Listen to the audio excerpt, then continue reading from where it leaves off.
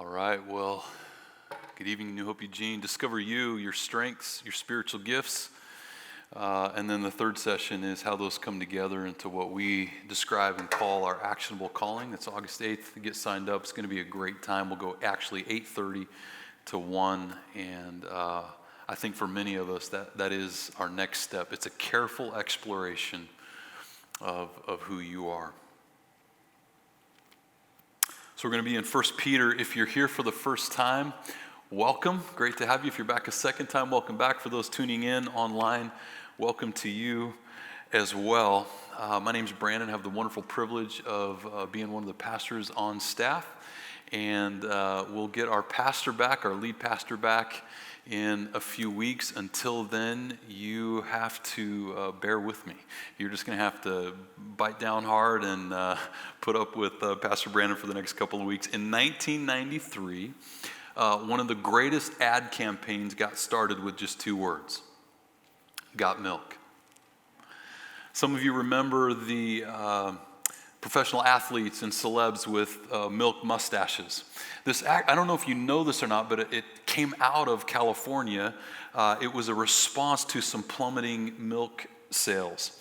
And by 2002, it was recognized as one of the greatest ad campaigns in history by USA Today. I learned some interesting facts about milk this week as I was studying. The Roman Emperor Nero's second wife, Pompeia, actually kept 500 donkeys around to provide milk for her baths. Just in case you wanted to know that little piece of history, researchers in the UK discovered that cows with names produce 3 to 4% more milk than cows without names. If you ever get a cow, make sure you name your cow. The average cow produces 6.3 gallons of milk per day, or 350,000 glasses over a lifetime. And this one I thought was important. A cow's udder holds 25 to 50 gallons of milk, which I thought was utterly amazing.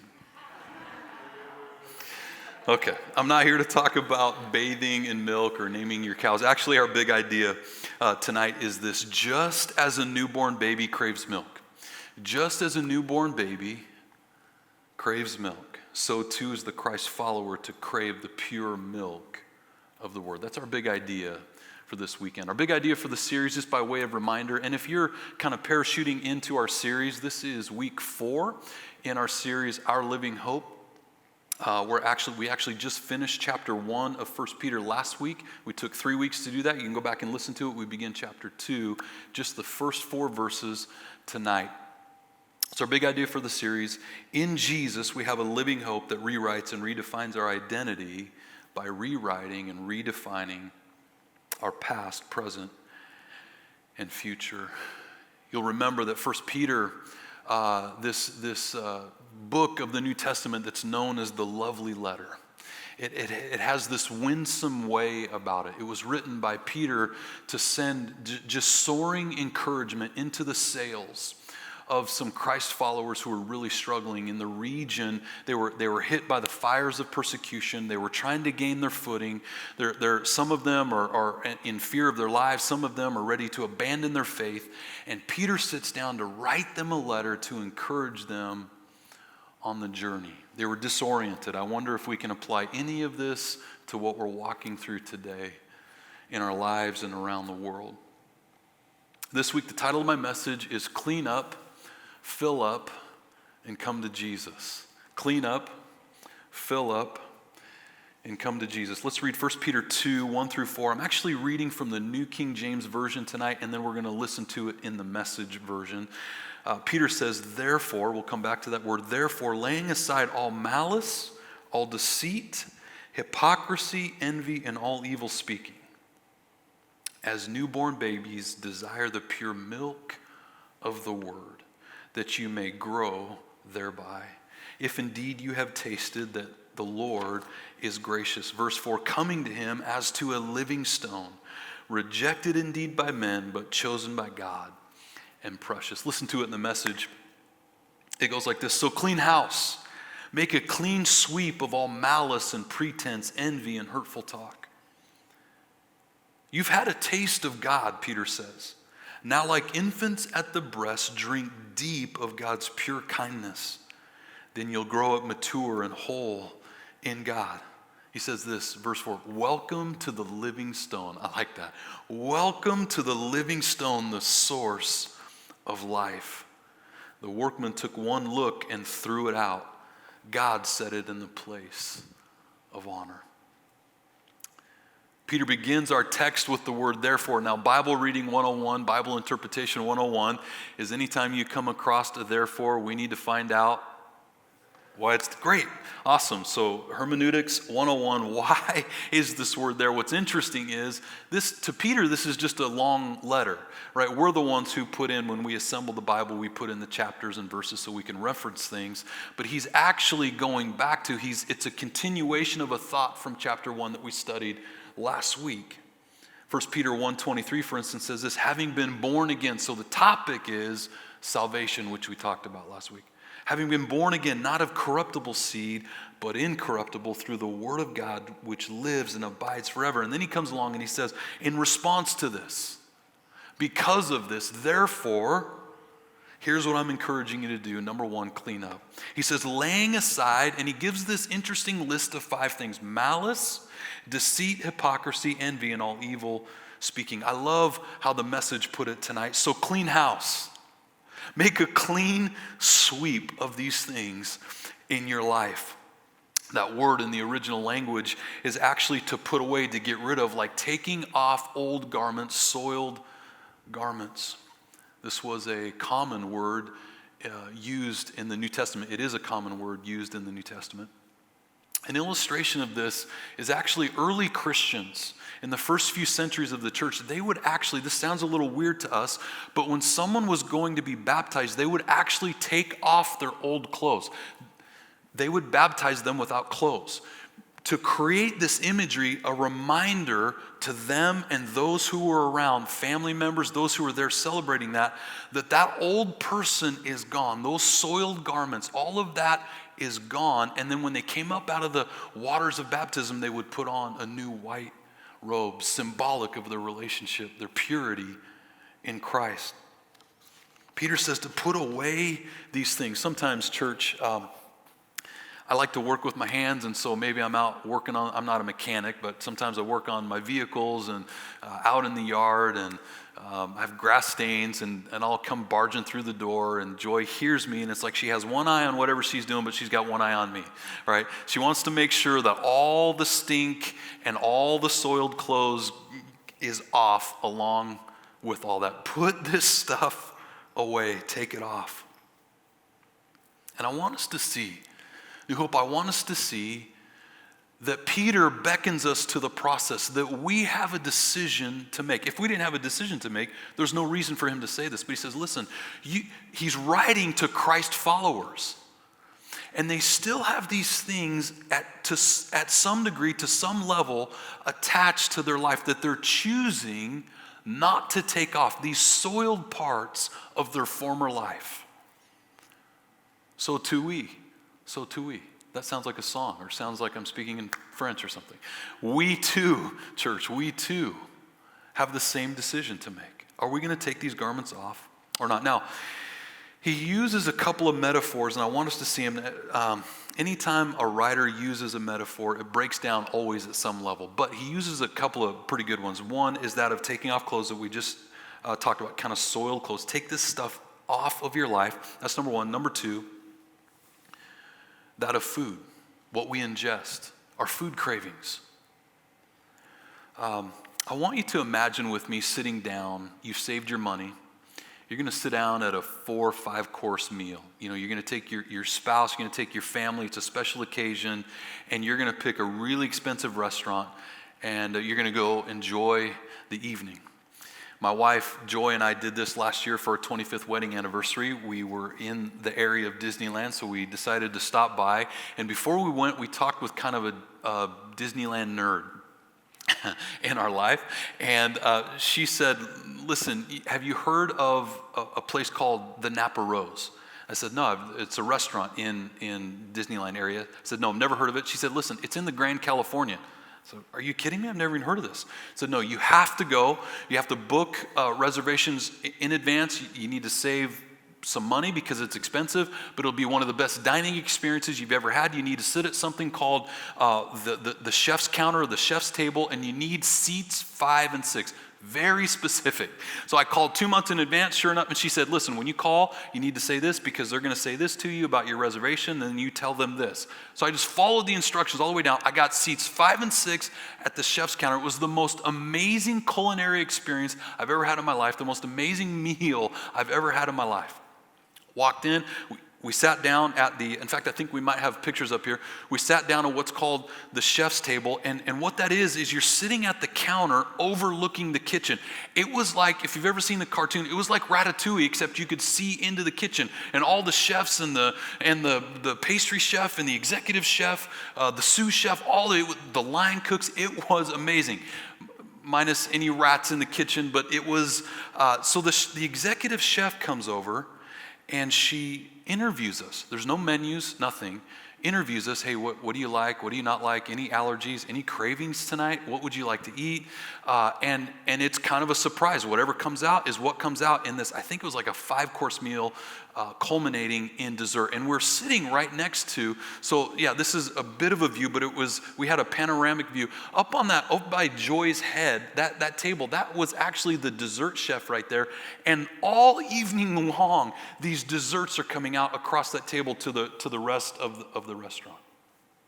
It was absolutely amazing. Now, I want you to imagine with me, friends. I want you to imagine someone were to walk by Joy and I. We're sitting there maybe at about course 2, waiting for course 3 to come out, and they have a bag of groceries, junk food in there, licorice, soda, Cheetos, Doritos, Oreos, all kinds of stuff, and they plop it down, hand it to Joy and I, and we've been rocking around Disneyland all day, right? We're hungry, and so we just begin to throw that junk food down.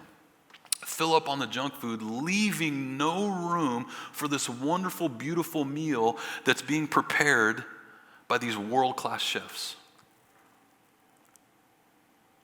Peter indicates, friends, Brandon, what's the point? Peter indicates to us in this text that there are things that we can fill up in our lives that take away from desiring the pure milk of the word. What's that list? These 5 things. Interesting list. He says malice, all deceit, hypocrisy, envy, and evil speaking. Malice, this is a word that we don't use a whole lot. In fact, I can't remember the last time I heard someone use this word malice. It's actually a really full word. It's malignity, it's wickedness, it's depravity, it's evil, trouble, calamity, misfortune. It can render down to cowardice and faint-heartedness. It's a vice. It's moral badness, this word malice. I wonder, New Hope Eugene, if you recognize another word attached to this word malice. The word all. Get rid of all malice. And that's interesting because I think what Peter, he does is he comes along and he recognizes something resident in all of us. That we might get rid of like 80% of the malice in our life, but we hold on to maybe the 20% that serves us well. We hang on to maybe the 10% that allows us to get the job done in our life that we need to get done. And Peter says, get rid of all malice. The second word that he uses is all deceit. This is actually the word picture here is it's a bait, it's a contrivance, an entrapping, a fraud. It's fraudulent. It's cunning, it's slyness, it's trickery. The image actually is this. It's a baited hook. It's a fishing image. So all of you fishermen out there, you're tricksters. You're deceivers, right? You take this instrument of death and you wrap it with a worm. You throw it in the water to bait and trick that poor little fish. My son, about 10 years ago, took me fishing and we were able to deceive about 24 fish. That day. It was a wonderful day of deception and deceit. A couple of years ago, I was invited fishing with actually a competition bass fisherman. Now, those guys, they don't like to fish with rookies like me. But he invited me. I think it was like a pastoral courtesy type of thing, but he had like the competition boat with the trolling motor and the foot pedal, and you're standing up like what you would see on TV. It was everything you would see in a bass competition on TV. That's what this was. And we were out in the middle of the river, is kind of how this goes, and we're casting toward the shore, and in kind of in the shallow waters, and I'm on top of the water with this certain technique where I have this lure. See, even the names that we have for the bait is deceptive. It's a lure, and it looked like it was like a bloody little fish, and it had a couple of hooks on each end, and he's down under the water, and mine is very active, where I'm jigging and I'm reeling in, and I said, listen, Jeff, what is the name of this technique? And he said, oh, Brandon, that's walking the dog. It's called walking the dog. And it's to kind of bait the fish into thinking that there's this struggling little fish up on top of the water, and the bass come up and just hammer. Bass is a very angry fish. In fact, it said that if bass were the size of humans, there would be no humans. It was a blast. It was amazing. I caught 2 bass fish. I looked hard for the picture. I couldn't find it, but I promise you the bass, they were like this big. This is my friend Jeff. Yeah, it's a tiny little bass. My fish were way bigger than that. But it was a great day deceiving the fish. Peter comes along and he says that's what this is like. This word deception is like we're walking around baiting people into believing maybe something different about us, different about themselves, different about their situation. It's fraudulent. And Peter says, get rid of that. Take it off. It's a soiled garment. Number 3 is hypocrisy. This implies arrogance and hardness of heart. Listen to this. It's utterly devoid of sincerity and genuineness. The imagery here is that of an actor who puts on a mask. New Hope Eugene, what masks do we wear? What is it that we're trying to cover up? This one right here, I think you may agree with me, has done more damage to the church than just about anything else. In fact, those of you in here who are maybe recovering from past hurts and hypocrisy done to you through the church, or you have family members, loved ones, friends who will not come to church with you today because of this very thing. Peter says, get rid of it, the hypocrisy, the mask, take it off. Word number 4 is envy. This is jealousy. It's spite. Evil speaking. The 5th word is slander. It's defamation. How do we talk about other people, especially when they're not around? Peter says, be very careful with that. Get rid of all evil speaking. Friends, let me pause right there. Let me just ask you this. I'm going to probe just a little bit. What is it that you need to get rid of? What is it that you need to lay aside in your life? Maybe it's one of these 5 things. Maybe it's something else the Holy Spirit's kind of elbowing you and say, hey, listen, you need to take that soiled garment off. Clean up. And then he says we need to fill up. Look at verse 2. Now like infants at the breast, drink deep. This is to crave. It's to long for. I think this is the pivot word. This is the chassis that our text is set on right here. It has to do with desire. What is it that we crave? Of God's pure kindness, he says, then you'll grow up mature and whole in God. That word desire is to desire earnestly. It's to long for. It's a strong bent. It's something I cannot do without. Desire, drink deep of the pure kindness of God, the pure milk of the word. New Hope, listen, once we get a taste for something, we begin to crave it, don't we? Sugar, chocolate. I remember when Joy and I were planning the church in Vancouver, one of the jobs that I held down, I was cleaning carpets, and I'm on the truck with this other guy, and we would always stop, every day we would stop at a 7-Eleven for a couple of weeks, and he would always come out with a Slurpee. For some reason, I had never had like a 7-Eleven true bona fide Slurpee. I'd had slushies, different things before, but the Slurpee, I know that sounds weird, but I didn't buy a lot of junk food growing up. My parents didn't entertain that, and I just had never had a Slurpee, and every day he would get one. So finally, he's like, you want a Slurpee? I said, sure, I'll have a Slurpee. And I had one, and I got a taste of that sugar and the ice, like 95 degrees out. And for the next 10 days at least, you guys, I was in 7-Eleven getting a Slurpee. He's like, where are you going? I'm getting a Slurpee.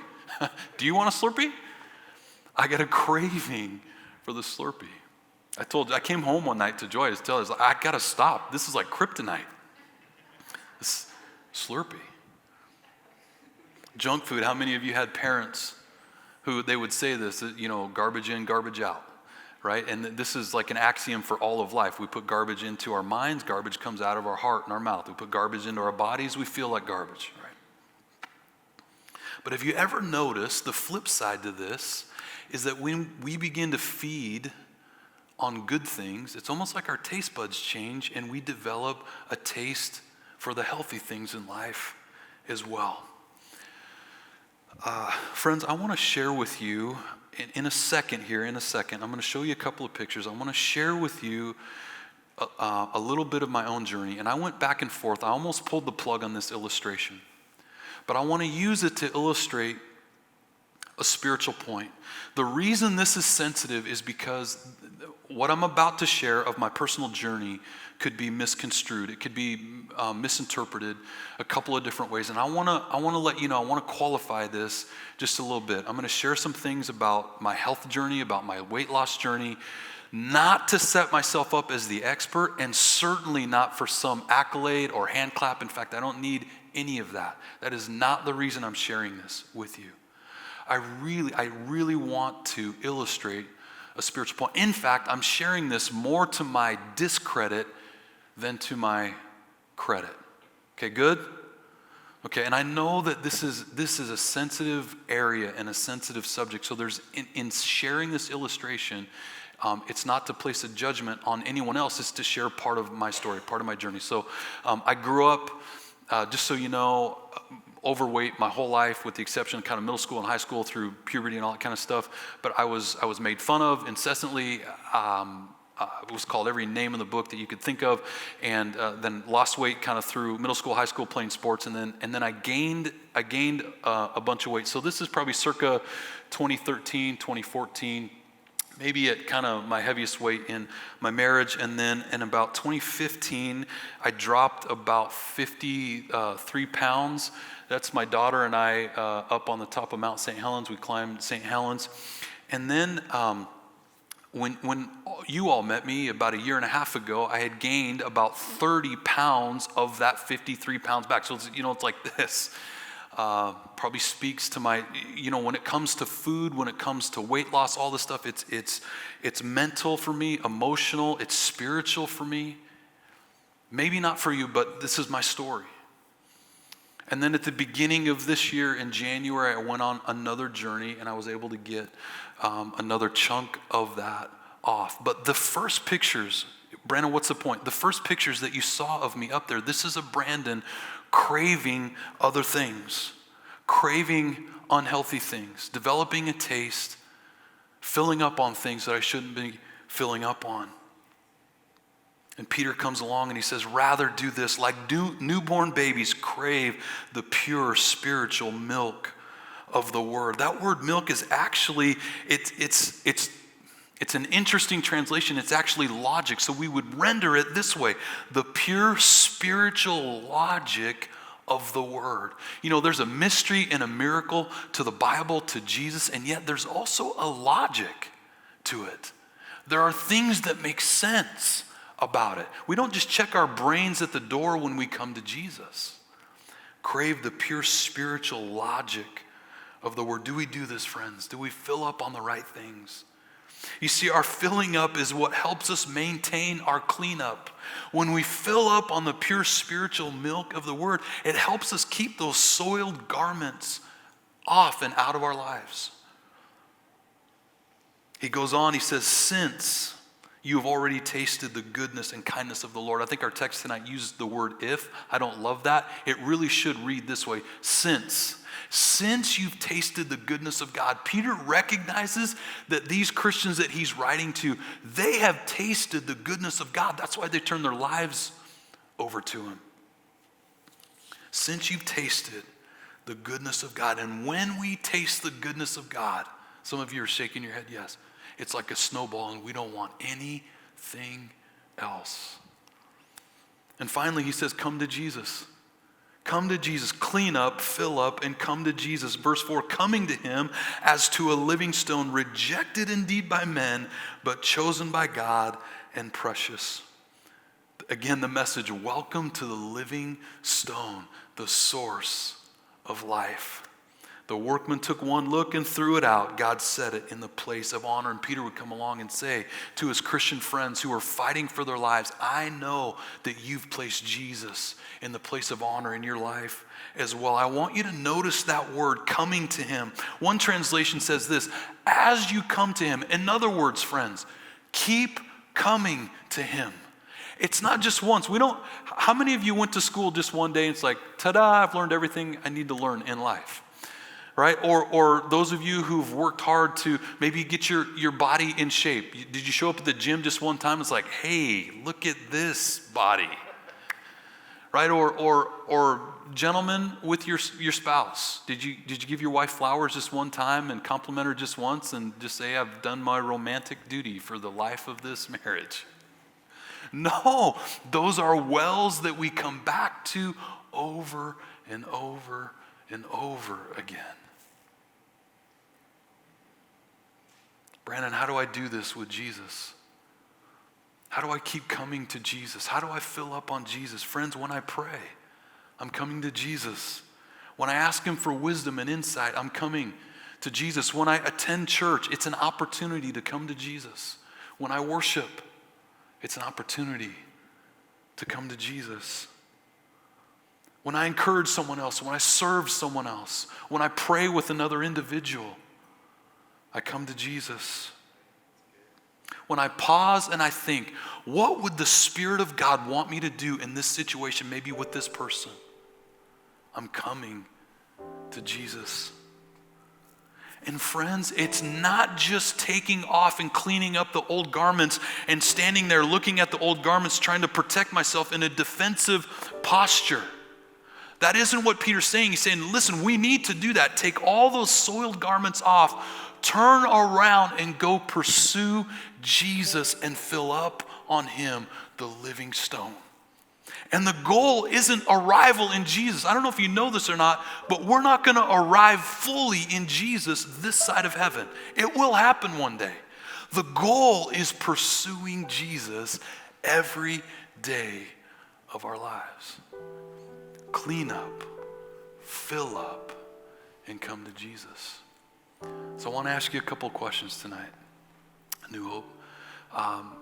I'm going to turn the knife just a little bit, and I want you to answer some of these questions. I know that one of these questions is probably one the Holy Spirit's already working on your heart. How about this question, number one?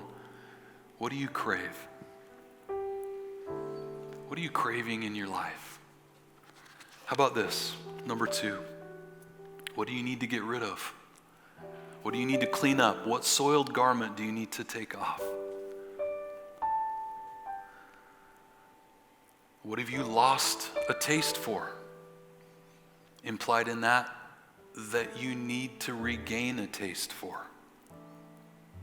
How about this one finally? Have you stopped coming to Jesus?